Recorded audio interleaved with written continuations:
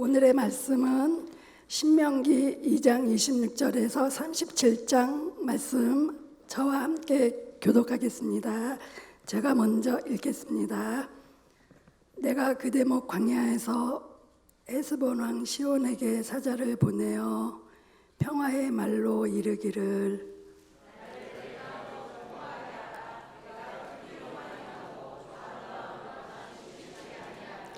너는 돈을 받고 양식을 팔아 내가 먹게 하고 돈을 받고 물을 주어 내가 마시게 하라. 나는 걸어서 지날 뿐인즉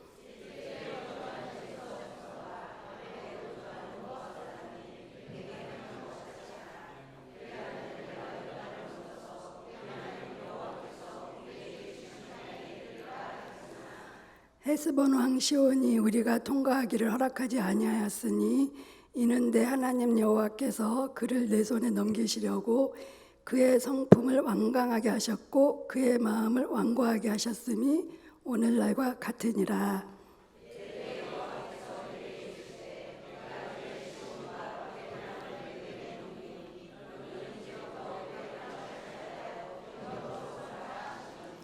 시온이 그의 모든 백성을 거느리고 나와서 우리를 대적하여 야하스에서 싸울 때에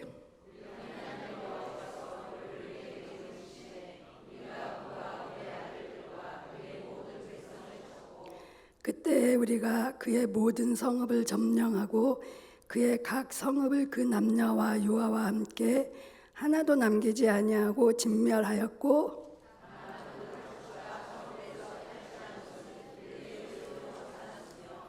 우리 하나님 여호와께서 그 모든 땅을 우리에게 넘겨주심으로 아르논 골짜기 가장자리에 있는 아로엘과 골짜기 가운데에 있는 성읍으로부터 길르앗까지 우리가 모든 높은 성읍을 점령하지 못한 것이 하나도 없었으나 오직 암몬 족속의 땅 야복강가와 산지에 있는 성읍들과 우리 하나님 여호와께서 우리가 가기를 금하신 모든 곳은 내가 가까이 하지 못하였느니라.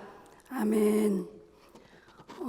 헤스본 땅 시온을 치다란 제목으로 담임 목사님께서 말씀 전해주시겠습니다. 많은 은혜 받으시기 바랍니다. 네, 사여선교회 헌신 예배입니다. 참 아름다우시죠? 인생의 어떤 정점에 있는 분들인지도 모르겠습니다.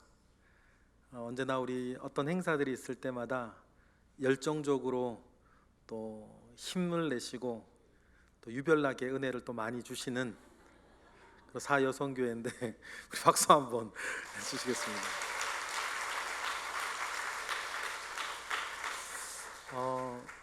어렸을 때는 모든 게 잠잠한 것 같고 때때로는 나이가 헐쩍 지나서 어르신이 되면 또 주변이 또 잠잠한 듯한 느낌을 저는 옆에서 지켜보면서 봤는데 어느 한 그 시즌에는 막 여러 일들도 많은 게 또 우리의 사는 모양이 아닌가 생각을 합니다.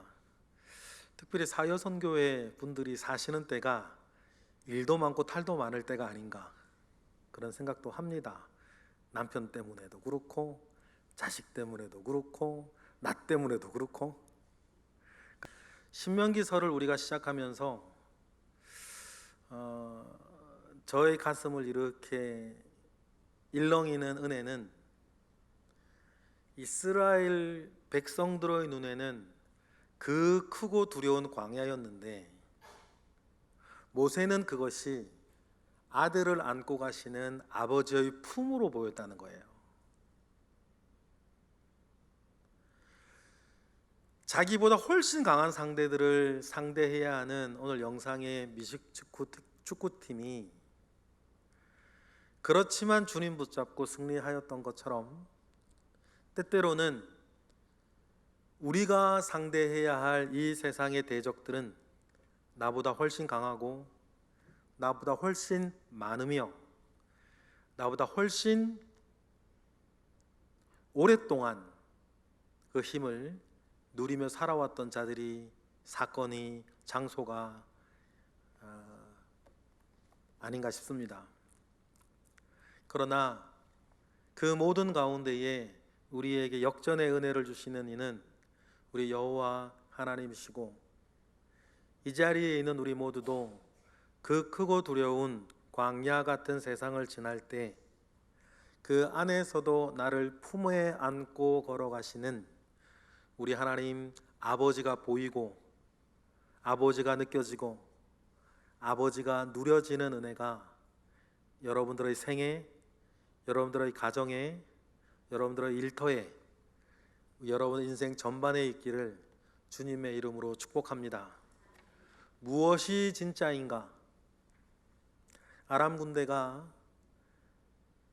이스라엘과 전쟁만 하면 이스라엘이 다 알고 대처를 다 하고 있어서 골머리를 썩이고 있을 때 아람 군대의 그 신하들이 엘리야를 지목합니다.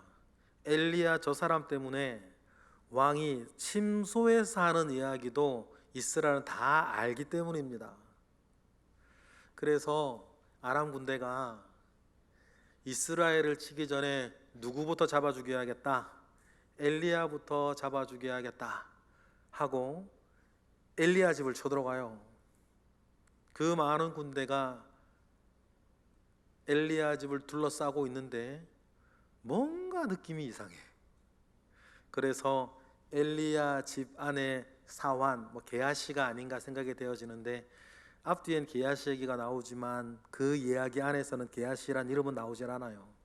아마 게하시일 것 같은데 뭔가야 느낌적인 느낌 있잖아. 우리가 한데 이상해가지고 문을 딱 열어보는데 에이구먼이나 그 아람 군대가 집을 몇 겁을 둘러싸버린 거예요. 우린 죽었다. 그래가지고 급하게 엘리야를 깨워서 불러서 큰일 났다고, 다 죽게 생겼다고, 아람의 군대가 우리를 둘러쌌다고 그랬을 때 여러분, 엘리야가 어떻게 뭐라 그랬습니까? 우린 죽었다 그렇게 얘기하지 않았어요. 기도했습니다. 뭐라 기도했습니까? 하늘의 하나님, 이 종의 눈을 열어 하나님의 천군과 천사를 보게 하십시오. 그리고 여러분, 기도받고 게하시가 다시 보니까 아람 군대 뒤에는 불병거를 탄 수많은 하나님의 천군과 하나님의 천사들이 아람 군대를 에워싸고 있었던 거 아니에요. 그러면 여러분, 우리가 생각해 보십시다. 엘리야가 보고 있는 게 진짜냐? 게하시가 보고 있는 게 진짜냐? 눈에는 아람 군대만 보이나 여러분, 진짜를 보고 있는 건 무엇입니까? 엘리야였던 것 아닙니까? 그 뒤에 어떤 일이 벌어져요? 엘리야가 하나님께 기도하여서 아람 군대가 눈이 멀어요. 그리고 바람이 일어서 이 눈먼 아람 군대를 끌고 어디를 가는데 딱 가보니까 거기가 어디예요? 사마리아 성읍이었어요. 왕이 북이스라엘 왕이 그거 보고 깜짝 놀라가지고 이거 어떻게 이걸, 눈이 멀었으나 와 있는 군대가 북이스라엘 상대할 군대가 아닌 거예요. 엄청 많은 거예요. 그래서 엘리야에게 죽일까요 말까요? 누가 멀어요? 왕이 물어요 엘리야에게. 엘리야가 뭐라 그럽니까? 죽이지 마십시오. 대신에 이들을 배불리 먹여서 고국 아람으로 보내주십시오. 그래서 엘리 왕이 그때 눈먼 그 군대들을 여러분 배불리 먹이고 그 사이에 눈도 뜨고, 먹으려면 눈 떠야지 뭐. 그래가지고 그 모든 군대를 실오라기 하나 다치지 아니하고 아람 군대로 떠나 돌려보내죠. 그 이야기 마지막에 성경은 이렇게 기록하고 있습니다. 그 일 뒤로 아람 군대가 다시는 이스라엘을 침범하지 아니하더라. 여러분, 진짜를 보고 진짜를 누리며 우리 눈에는 내가 상대하기에는 너무나 버거운 그 크고 두려운 광야가 있다 할지라도 그 안에서 여러분을 안고 가시는 우리 하나님을 볼 줄 알아 진짜를 보고 살아가는 저와 여러분 사여선교회 되시기를 축복합니다. 오늘 우리가 본문도 마찬가지입니다.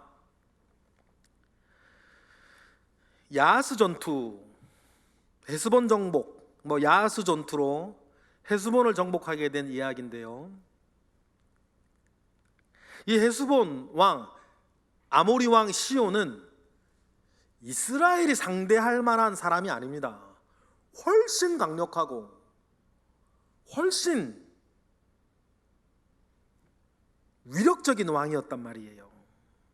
그런데요, 그것은 눈에 보이는 거고 진짜는 뭡니까?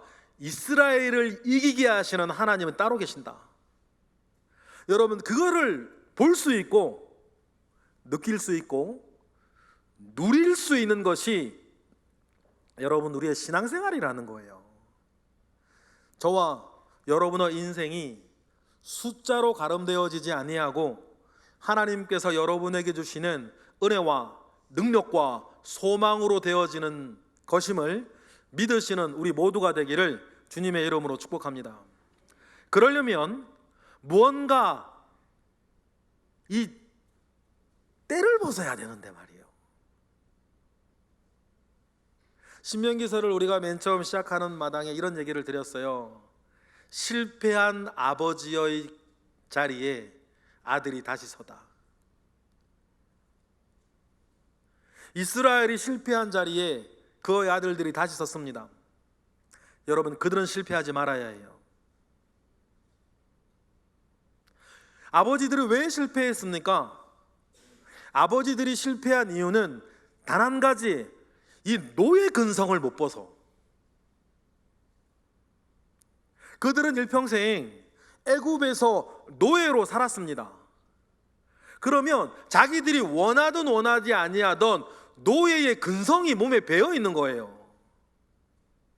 이것이 광야 생활 내내 그들의 발목을 잡습니다.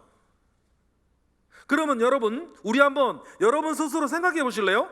내가 하나님 아버지 앞에 더 온전히 서 나아가기 위해서 나의 발목을 잡고 있는 그 무엇, 욕망이든 상처든 패배감이든 열등감이든 교만함이든 어떤 계산이든 내가 하나님 아버지 앞에 두 날개로 훨훨 날아오지 못하게 만드는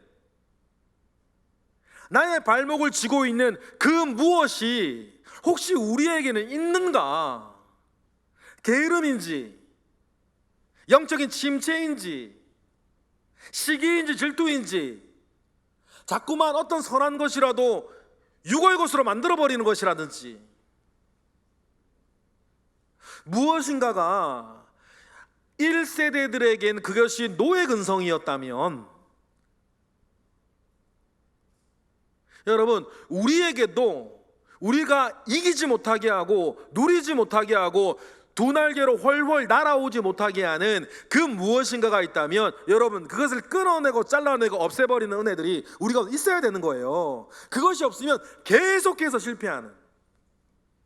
그러면 여러분, 출애굽 2세대 이 신명기를 다시 받는 이 사람들은 그러면 자기들이 벗어버려야 할 옛사람이 없는가? 그렇진 않아요. 왜냐하면 그래도 아버지 세대들은 뭔가 선하고 좋은 것을 보았던 사람이에요. 애굽을 봤단 말이에요. 그런데 여러분, 이 2세대 출애굽 사람들은 태어나서 본 것은 모래언덕밖에 없어. 무슨 꿈이 있겠고 무슨 뜻이 있겠고 무엇인가 내가 목표를 가지고 무언가 하나라도 이루어 본 적이 없는, 제대로 무언가 농사를 지어본 적도 없고 양을 키워본 적도 없고 옷감을 제조해 본 적도 없고 무언가 제대로 된 기승전결의 삶, 무언가 이루어 가보는 삶을 살아본 적이 전혀 없는 사람들이에요. 그러면 이들은 정말 밑도 끝도 없이 꿈도 없고 절도 없고 아무 바닥도 없이 그냥 내 눈에 보이는 이것이 다 사는 것인가 보다, 그 마음 가운데 빠져설기 딱 좋은. 그러나 알을 깨고 나오면 새 세상이 있는 것 아니겠어요? 그러니 여러분, 우리는 어떤 면에서든지 지금 내 발목을 쥐고 내가 달리지 못하게 만드는, 여러분, 그 무엇인가를 늘 떨어내고 없애버리고 떨쳐버리고 죽여버리는 그 일들이 우리 가운데 있어야 된다. 그래서 사도 바울 같은 사람도 스스로에 대해 말하기를 뭐라 그래요? 나는 날마다 죽노라 그랬거든. 고린도전서 15장 31절 보실까요? 시작. 형제들아, 내가 그리스도 예수 우리 주 안에서 가진 바 너희에 대한 나의 자랑을 두고 단언하노니 나는 날마다 죽는데요. 바울의 자랑이 뭐라고 그랬어요? 내가 교회를 몇 개를 개척을 하고 이것을 이루고 저것을 하고, 여러분, 내가 이걸 알고 저걸 알고 이걸 했고 저걸 했고, 그건 바울의 자랑은 아니었어요. 단언하건대 내가 너희들에게 자랑하는 것이 하나 있는데 나는 날마다 죽노라. 날마다 내가 죽어야 하나님 아버지 앞에 분할개로 날아오를 수 있다라고 하는 그 고백을 사도 바울 같은 사람도 한다. 그래서 늘 새로워지기를 원하는 열망이 늘 사도 바울 같은 사람에게도 있었어요. 똑같은 이야기지만 반대로 이야기하는 에베소서 4장 말씀 보실까요? 23, 24절 시작. 오직 너희의 심령이 새롭게 되어 하나님을 따라 의와 진리의 거룩함으로 지으심을 받은 새 사람을 입으라. 날마다 죽노라와 날마다 새 사람을 입으라면 똑같은 말이에요. 그러면 이 일들이 우리 가운데에 연분연 계속 이어지지 아니하면 우리에게 있는 또 다른 이름의 노예 근성, 내가 무엇인가를 더 해낼 수 있고 더 잘할 수 있고 더 아름다워질 수 있고 더 능력 있을 수 있고 나로 말미암아 다른 사람들 다 일어날 수 있는데, 무엇인가 나에게 노예 근성과 같이 늘 나를 제자리로 오게 만들고 넘어지게 만들고 실패하게 만드는 무엇인가 그것 하나, 내 발목 잡고 있는 그것을 무너뜨리지 않고 끊어내지 않으면 정신 차리고 보면 제자리에 와 있는 그런 일들이 여러분 우리 가운데에 얼마든지 있을 수 있다. 사도 바울 같은 사람도 그렇다. 그러니 여러분, 첫 번째 1세대들이 실패한 뒤 하나님의 최선은 뭐냐면 그들의 노예 근성, 그들의 발목을 쥐고 있는 그 모든 것들을 여러분 끊어내는 작업을 하세요. 그 끊어내는 데에 사실은 38년이 걸렸습니다. 여러분 상상해 보시겠어요? 38년 동안 광야를 돌 때에 그래도 잠은 잤겠죠. 장막에 지금처럼 여러분들처럼 안방 건너방 아들방 딸방 이렇게 있는 데가 아니란 말이에요. 텐트니까 텐트에 다 같이 모여 자는 거예요. 그러면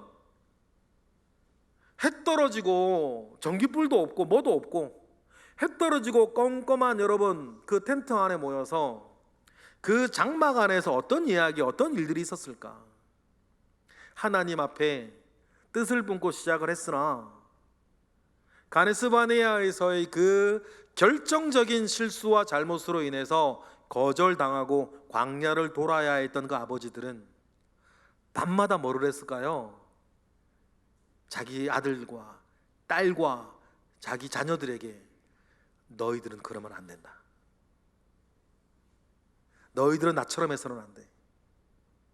나는 실패했으나 너희들은 실패하지 않고 승리해야 할 이야기들에 대해서 여러분 밤마다 장막에서 이야기가 되어지지 않았겠어요. 그러니 그런 모든 근성들을, 죄악된 노예된 근성들을 빼어나가는데 38년이 걸려 이제 신명기의 무대 앞에 섰는데, 여전히 변하지 않는 건 뭐냐면 가나안의 모든 족속들보다 이스라엘은 여전히 약하다는 사실이에요. 제대로 된 군사훈련을 받은 적도 없고 제대로 된 무기 하나 없고, 이 성경을 가만히 보면 블레셋과의 전쟁, 다윗 왕 이럴 때까지만 하더라도 이스라엘 백성들이 전쟁이라고 일어나면 나가 싸울 때 몇몇 장군들, 장수들을 제외하고는 막대기 들고 나가 싸웠단 말이에요. 번듯한 칼을 들고 나가 싸우는 사람들이 없었어요. 그러면 여러분, 여호수아 전에 이 신명기에 있는 이 사람들은 분명히 한 가지 알고 있는 것 하나는 뭐냐면 우리는 약하다는 거예요. 무기도 제대로 없고 철병거도 없고, 그런데 성벽, 하늘에 닿는 성벽에 있는 저 사람들 우리가 어떻게 이겨? 그래서 그들을 두려워하고 우리는 그들을 이길 수 없을 것이라고 하는 그 뿌리 깊은 그 열등감, 무력감들을 2세대 출애굽 사람들은 이겨내게 하는 것이 하나님의 주된 관심사요, 모세의 관심사인 거예요. 그래서 하나님께서 이 이스라엘에게 승리의 경험을 해주어야겠다. 아말렉과 같이 광야의 도적대들 말고 정말 제대로 된 강력한 민족과 강력한 성읍을 한번 가나안을 정복하기 직전 이기는 경험을 해주어야겠다. 마치 코로나 때 백신 맞듯이. 여러분, 사실 백신이 딴 게 아니라, 독감 백신이나 코로나 백신이 사실 딴 게 아니라 약한 병균을 우리 몸에 넣어주는 거 아닙니까? 그래서 우리 몸이 한 번, 두 번 이기게 만들어서 진짜 병균이 들어왔을 때도 뭐하게 이기게 만드는 거란 말이에요. 그런데 그와 같이 하나님께서 본격적으로 가나안을 침공에 들어가기 전에 하나님께서 이스라엘에게 먼저 전쟁을 경험하게 하시고 이기게 하시는데, 이게 좀 하나님 너무 계산을 잘못하셨는지 오늘 본문에 헤스본 왕, 아모리 왕 시온과, 그래도 아모리 왕 시온은 그나마 나은데 내일 본문에 나오는 바산 왕 옥은 가나안 땅의 7족속보다 더 강력한 민족이란 말이에요. 그런데 여러분, 하나님 아버지 앞에선 강력하다 약하다가 문제인가요? 많고 적은 게 문제인가요? 높고 낮은 게 문제입니까? 그게 아니란 말이에요. 그래서 하나님께서 오늘 본문과 내일 본문에는 이 광야에서 돌아다니던 이스라엘, 우리가 듣기 좋아 이스라엘이 거짓대들이란 말이에요. 거짓대들이지. 이 거짓대와 같은 이스라엘 백성이 내일은 바산 왕 옥, 오늘은 헤스본 왕 시온을 쳐서 이기게 만드는 경험을 하게 하시는 거예요. 여러분, 하나님 왜 이러신지 이해하실 필요가 있어요. 이런 경험 없이 38년 전 가네스 바네아에 너희 아버지를 세워놓으니까 그 사단이 났던 거 아니에요. 그래 하나님께서 두 번째 이스라엘은 결코 실패하게 만들어서는 안 되겠다라고 하는 하나님의 굳은 의지와 하나님의 지혜와 모세의 열심이 오늘 본문까지 오게 만든 거예요. 그래서 먼저는 하나님께 그러한 작업 가운데에 하나님께서 헤스본 왕 시온에게 사자의 말로 평화의 말을 하라 그래요. 여러분, 함부로 하나님의 이름으로 전쟁을 하거나 갈등을 만들거나 학대하거나 여러분 약탈해서는 안 됩니다. 간혹 교회의 역사를 보면 뭔가 잘못 생각하고 하던 그리스도인들이 감히 하나님의 이름으로 전쟁을 일으키고 약탈을 일삼고 학대하며 그런 일들이 여러분 교회의 역사 가운데 있었단 말이에요. 그것을 빌미로 지금도 이슬람 교도들 가운데에서는 주님 하나님의 사랑의 상징인 십자가가 저주의 상징 아닙니까? 십자군 전쟁 때문에. 하나님은 그런 걸 원하시지 않으세요. 그래서 헤스본 왕 시온에게 사자를 보내요. 먼저 평화의 몰로 하게 만든 게 뭐예요? 27절과 같아요. 27절 28절 읽어볼까요? 시작.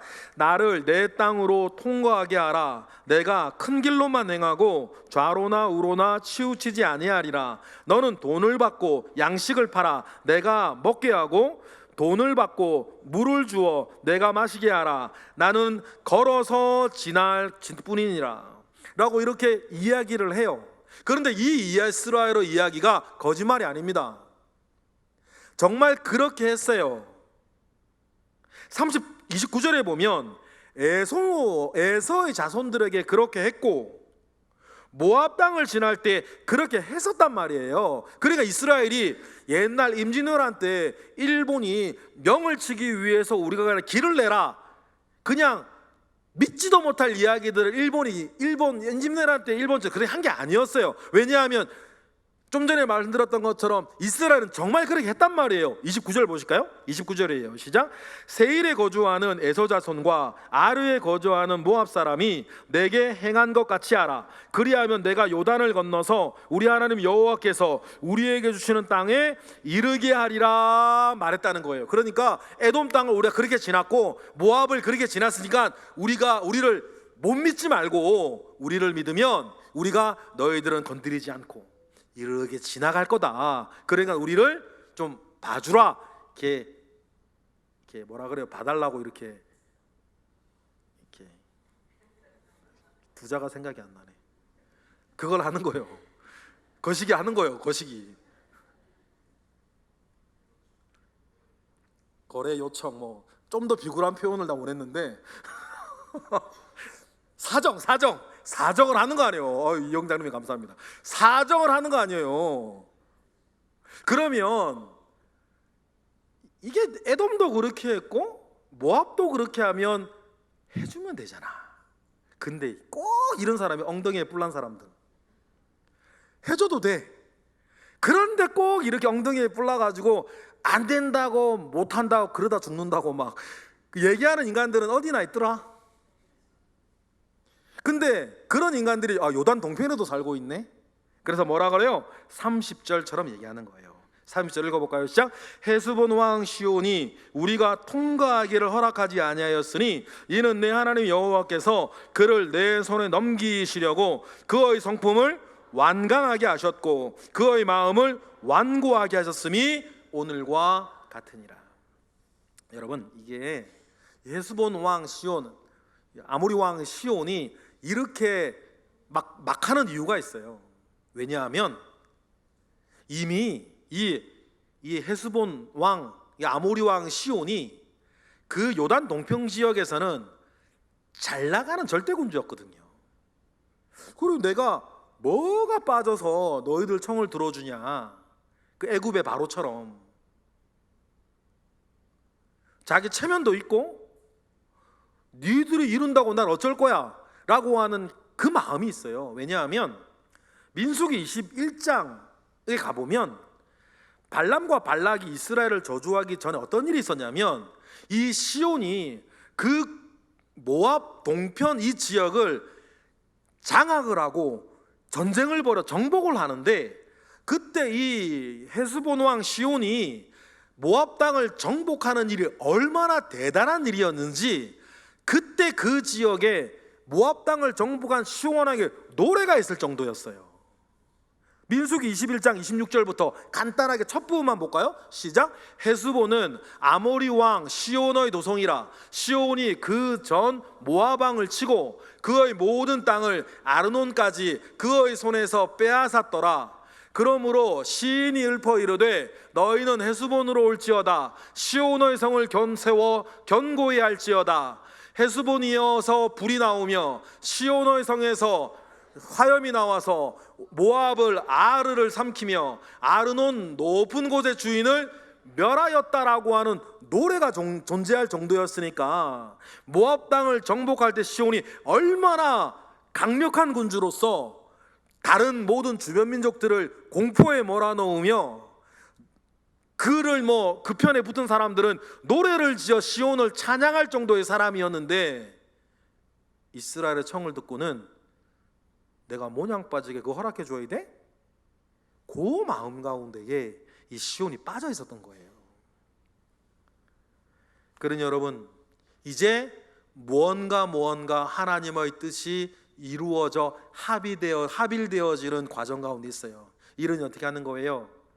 이스라엘에게 승리의 경험을 주시기를 원하는 하나님. 요단강 건너기 전입니다. 승리의 경험을 주어서 그들이 요단강 앞에 가나안 땅 진군 직전에 섰을 때 그들의 아버지처럼 공포와 두려움에 빠져서 불신하게 되고 하나님을 대적하지 못하도록 하나님이 미리 가나안의 다른 민족들도 어떻게 하지 못했던 강력한 왕 시온과 만나 뭐하게 만드세요? 전쟁하게 만드세요. 그리고 여러분, 전쟁은 하나님께 속한 것, 여러분의 개인적인 모든 전쟁도 하나님께 속한 것. 그래서 31절 32절 읽어볼까요? 시작. 그때에 여호와께서 내게 이르시되 내가 이제 시온과 그의 땅을 내게 넘기노니 너는 이제부터 그의 땅을 차지하여 기업으로 삼으라 하시더니 시온이 그의 모든 백성을 거느리고 나와서 우리를 대적하여 야스에서 싸울 때, 그래서 벌어진 게 야스 전투. 그런데 여러분, 하나님이 넘기시면 이스라엘은 이기는 거 아닙니까? 출애굽부터 지금까지 생각해 보세요. 이스라엘이 군사력이 좋아서 이겼습니까? 경제력이 좋아서 이겼나요? 외교력이 좋아서 이겼습니까? 하나님이 붙들어 주시면 이기는 거예요. 33절 34절 다 같이 시작. 우리 하나님 여호와께서 그를 우리에게 넘기심에 우리가 그와 그의 아들들과 그의 모든 백성을 쳤고 그때에 우리가 그의 모든 성읍을 점령하고 그의 각 성읍을 그 남녀와 유아와 함께 하나도 남기지 않고 진멸하였고 35절 다만 그 가축과 성읍에서 탈취한 것은 우리의 소유로 삼았느니라.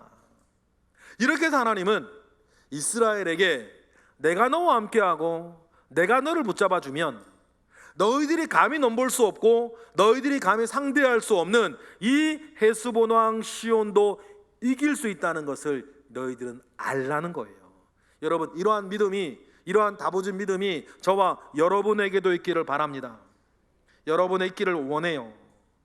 그래서 이제 우리가 무엇인가 할 수 있겠다라고 하는, 너희 아버지들처럼 우리는 메뚜기와 같고 그들은 거인이라고, 그래서 하나님을 거적하는 일을 하지 아니하고 너희들이 메뚜기든 소인이든 내가 너를 붙잡아주면 너희들은 이길 것이라고 하는 확신 가운데 어디에서라? 아버지들이 실패했던 자리에 다시 서라는 거예요.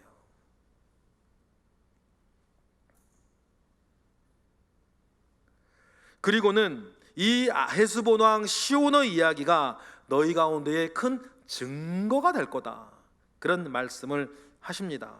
앞으로도 그럴 거라는 거예요. 36절 읽어보겠습니다. 시작. 우리 하나님 여호와께서 그 모든 땅을 우리에게 넘겨주심으로 아르논 골짜기 가장자리에 있는 아로엘과 골짜기 가운데 있는 성읍으로부터 길르앗까지 우리가 모든 높은 성읍을 점령하지 못한 것이 하나도 없었다라는 것입니다.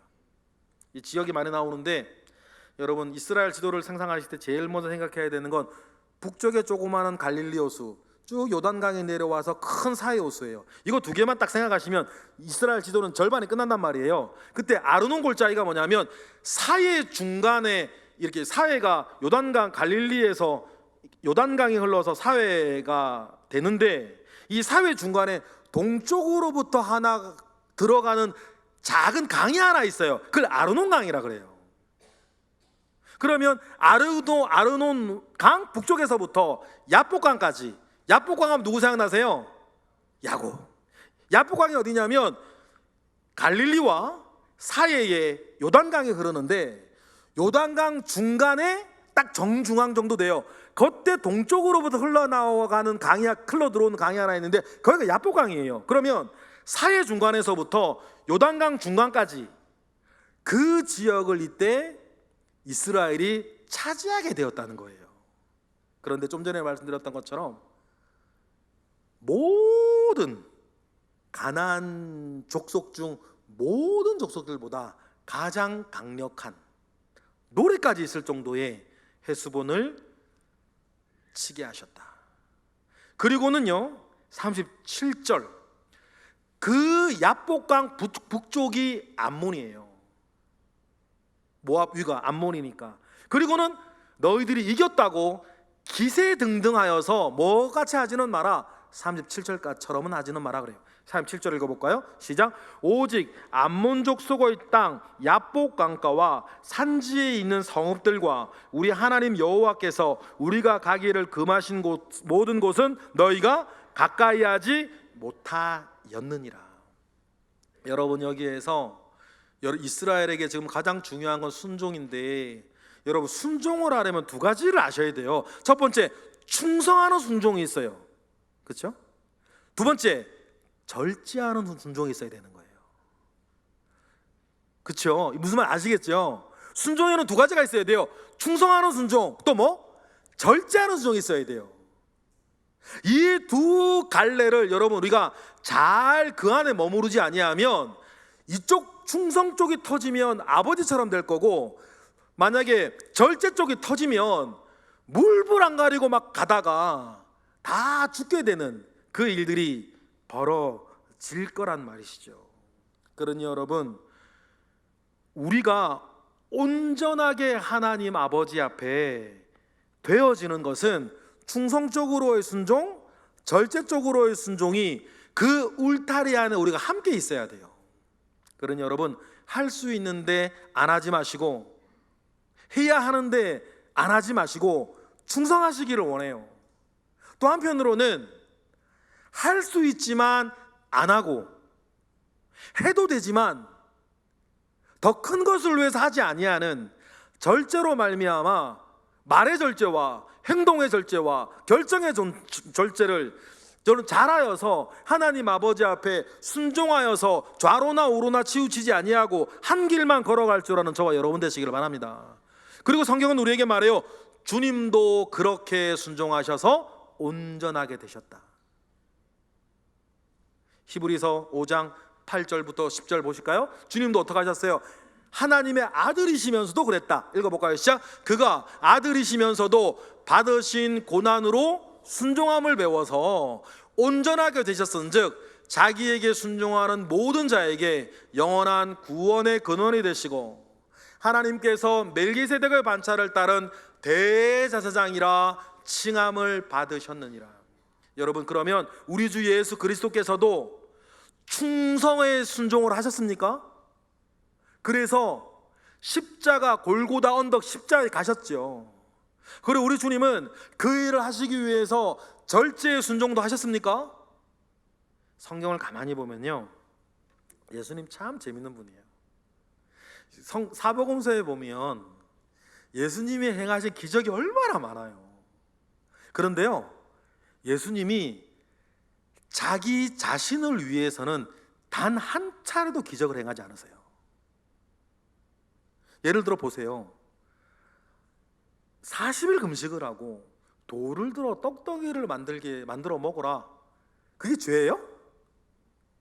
성경에 돌을 떡으로 만들어 먹으면 죽는다, 그건 죄니라, 뭐 그렇게 말하는 대목은 없어요. 해도 상관없단 말이에요.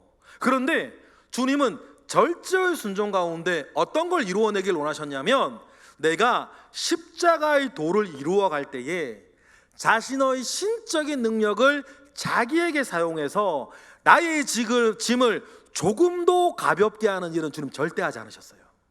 그래서 광야에서의 돌을 떡으로 만들어 드시지 않은 거예요. 그러니 여러분, 주님의 삶을 가만히 들여다보면 그렇구나, 충성의 순종과 절제의 순종이 오롯이 주님 앞에 같이 있는 거예요. 그러면 여러분, 저와 여러분도 우리 주 예수 그리스도를 따라 본받아 그 뒤를 쫓아가는 사람들이 되기를 바랍니다. 충성의 순종, 절제의 순종. 그래서 오늘 본문에서도 하나님께서는 모압 땅은 너희가 다 차지하고, 심지어는 그 좀 맛을 보라는 거거든요. 그들의 소유물은 근데 보통 진멸하는 전쟁, 히렘 전쟁이라 그러는데, 히렘 전쟁에서는 그들의 모든 가축이나 재산도 다 불태워 없애는 거예요. 그런데요, 희한하게 오늘 본문의 히렘 전쟁에서는 분명히 진멸하라는 단어를 썼음에도 불구하고 35절에 보면 탈취한 것은 다 너희의 소유로 삼으래요. 왜 그러셨을까? 이기는 맛, 이기는 즐거움, 이겼을 때의 그 풍성함을 너희들이 맛보아 소망하라는 거예요. 그리고는 이런 경험 뒤에 요단강 앞에 주님은 다시는 실패하지 않을 사람으로 만들어서 이스라엘을 세우기를 원하신다. 여러분, 지금 여러분들도 마찬가지입니다. 하나님께서는 여러분을 다시는 실패하지 않을 사람으로 만들어서 여러분들이 실패한 곳에 다시 세우실 거예요. 지난주에도 말씀을 드렸죠? 여러분의 실패는 하나님의 상처이기 때문이에요. 영적인 것이나 육적인 것이나 하나님의 사람인 여러분의 실패는 하나님께 상처예요. 아무쪼록 하나님께 상처 드리는 일 없이 모든 삶에 순종으로 승리하시는 우리 모두가 되기를 주님의 이름으로 축원합니다. 기도하겠습니다. 할렐루야. 하나님, 감사와 영광을 올려드립니다. 실패한 곳에 이스라엘을 다시 세우시듯 우리가 좌절했던 곳에 우리를 다시 세우셔서 하나님 아버지 앞에 온전케 하시는 은혜를 3500년 전 이스라엘이 받은 것처럼 오늘 우리도 받게 하시옵소서. 예수 그리스도의 이름으로 기도드렸나이다. 아멘.